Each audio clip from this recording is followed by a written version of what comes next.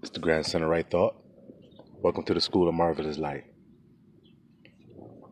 This message is going to be directed to my brothers in this faith. First off, let me start by saying peace and blessings unto you in the mighty name of I Am. All of my elect brothers that's in this faith, you've had a hell of a journey, a hell of a path that you've been walking on. Not an easy one that's been fraught with a lot of danger. A lot of traps and snares have been set for you. Not for the people around you, but for you, brother. But I just want to let you know that the Most High takes much pleasure in you. You are the delight of the Father.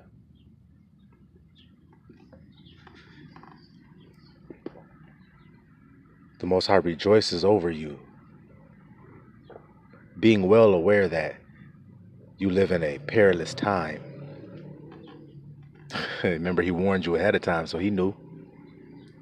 You live in perilous times. And so it is hard to be upright. And it is hard to know what is the right thing to do. A lot of times, as you grow on your walk, it's difficult to know. A lot of traps and a lot of snares, remember. A lot of those snares were put on you in your childhood. You just didn't know it. You were ignorant of it. A lot of chains were put on you by your parents, schools that you went to, your churches you may have grown up in. The society that you grew up in was designed against you. As a true man, an upright man, a just man, a fair man, a compassionate man, a tender yet firm man. Y'all ones that cleave on to love, y'all ain't let go of that. A lot of people may not assume that you're loving because you have a firm demeanor. You're an austere man. You stand up for right. You don't rejoice in any wickedness or lies. So a lot of people don't think you're loving in this wicked world when you are being truly loving. Being a true man. Standing up for the unrighteous deeds that are done around you. Standing up for the ones that are disenfranchised. And saying, no, you're not going to bully him. Those ones that stick up to the bully, that stand up to the bully, to his face and say, no, I'm not going to let you do this.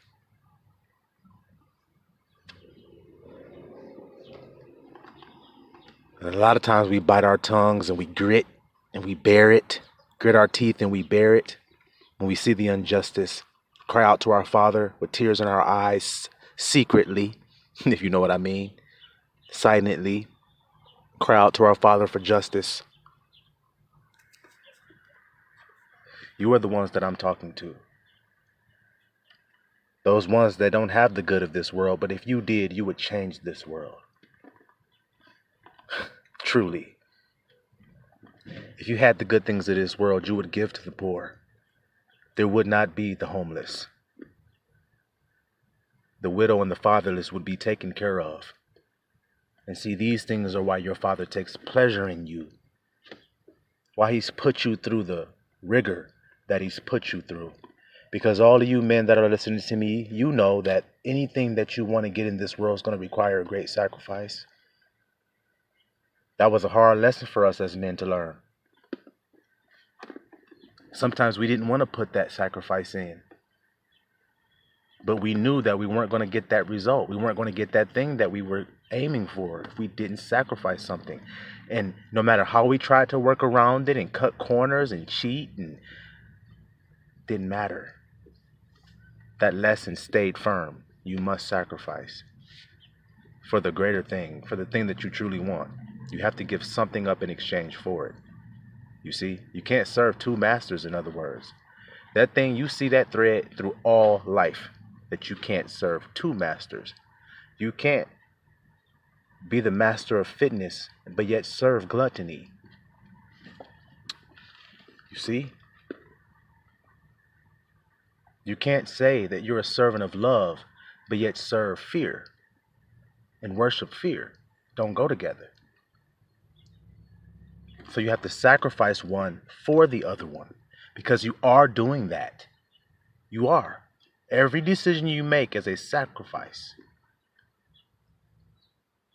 And you see, we learned that a lot of times if you always go for the hard thing, you'll destroy yourself.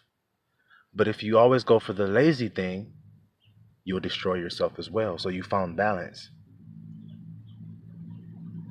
And see, there's only three type of men. There is that new man, there is the one man on the right hand, and the one man on the left hand. Those are the only three men that exist. And you're going to find yourself being one of those three men, period. The man who's balanced, the man who's over righteous, or the man who's over wicked. You're going to be one of those three men. The man Abba Yah wants you to be is the man who is balanced in between the two. Is that not what it says in the Bible? Be not over righteous much, be not over wicked much. So then if he's telling you not to be one or the other over much, then what is he telling you? Obviously he's saying be balanced.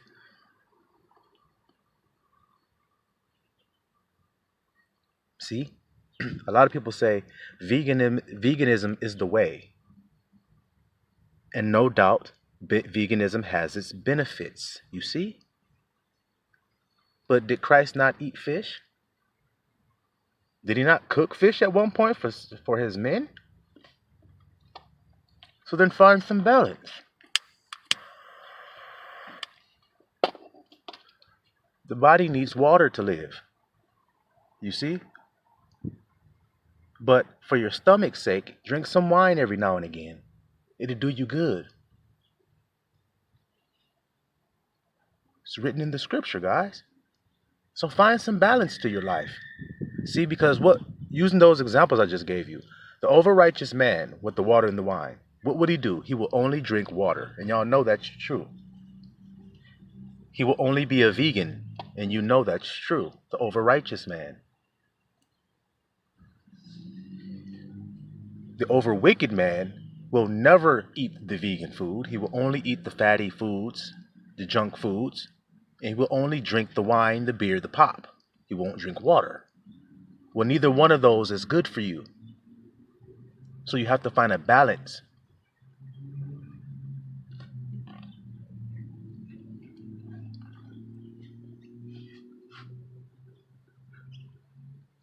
And us as men who have travailed through the hardships of the lessons have learned that balance. See, because the wicked man comes out first in your life, brother. Esau in your life comes out first, and he rears his ugly head first. And you have to learn how to calm him down, tame him, bring him under subjection and control. And then as you grow in knowledge and you grow in the word of God and you grow in wisdom, then you start to learn the ways of Moses. See, who he's going to lead you to Christ. You learn the ways of Moses, or the laws, as we say. And if you try to keep those laws, you'll find out that you'll fall short, trying to be over righteous.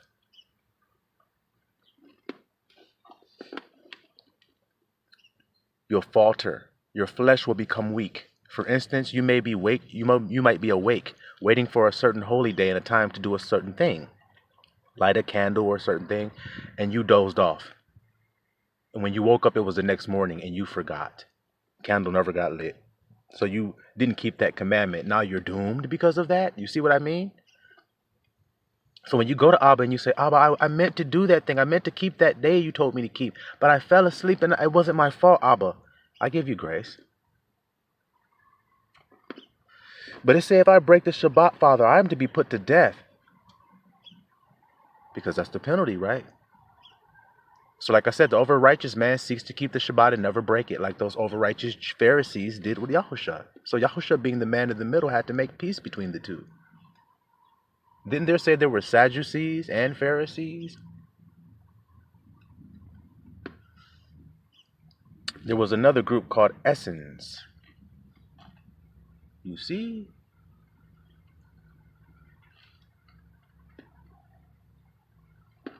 So Yahusha was rejected by the priests, scribes, Pharisees, the over-righteous. And then when it came to the wicked, they took a murderer instead. You see? One of their own. So where is Yahusha going to find one like him to rest his head, as he said? The Son of Man have nowhere to lay his head because he's the man in the middle. You see? And they make games in this world, throwing a ball from one tall person across the middle of a small person called the monkey in the middle to another person on the other side. And they throw the ball back and forth while the monkey in the middle tries to get the ball. You see? Making a mockery of the man in the middle, who is the one who's going to reconcile us all unto himself. The new man is the man in the middle, guys. Makes peace between the two worlds. The two men that couldn't find peace, they had an eternal struggle between the two. Your righteous side and your wicked side. They had eternal struggle, bro. What's up, bro? Eternal struggle. Always fighting. Always at odds. Never able to make peace. Y'all should come make peace between the two. Both of y'all wrong. And so that's inside your life, brother. And you'll find out that you were made already predestinated for your destination. Predestination. See? Predestination. Predestinated. That means where you're going, you already there. Abba already said it. So then don't sweat it. Be you. Be I am that you created to be without fear. I've heard it all. I'm smoking a blunt right now doing this video. And yet I've heard men all over the world tell me how wicked and it's a demon, a weed demon. And you're weak if you smoke weed, and you're not connecting to God, and you're separating yourself from holiness, and you're not being sober-minded. I'm proving that that's a lie. I'm smoking the blunt right now, guys. I'm smoking the blunt right now doing this message, proving it to you. Just like if I was sipping a glass of wine. You would have people to say, do not drink any alcohol. That's wicked to do that. Do not partake of alcohol. Be sober. You could be drinking a glass of wine right over the scriptures, teaching the scriptures like I have done many times. But the over-righteous can't accept that. The man who washes his hands up to his elbows can't receive you for just washing your hands. He wants you to do it like him. He wants you to be like him. See? Instead of you being like Yahusha. You see? This is righteousness. And watch this. Everything he tells you is righteousness. Pay attention to this, my brothers. Everything that they tell you is righteousness in this world is going to be outward appearance. And that's how you know they're lying when they say that. That's how you know they're lying. If they're not doing surgery on the inner man, then they're not speaking spiritual words to you. They're speaking flesh and carnal words to you, which profit you nothing. It actually profits you nothing. Do you see?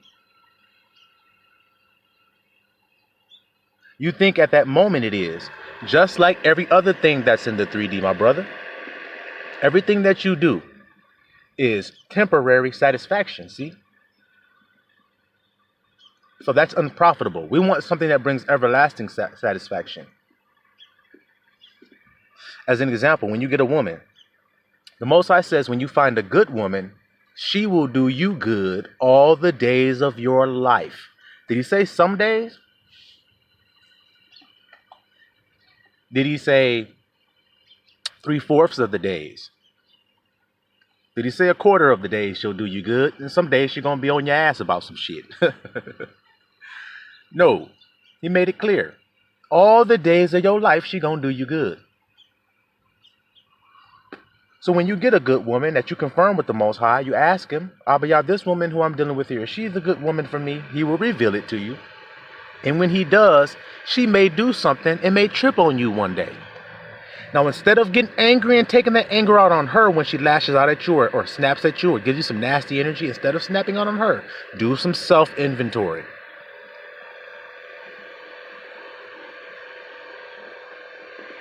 Am I being too clingy? Am I up under her too much? Am I making too many things about my life about her? Recenter your focus on Abba Yah and see where you might be slacking.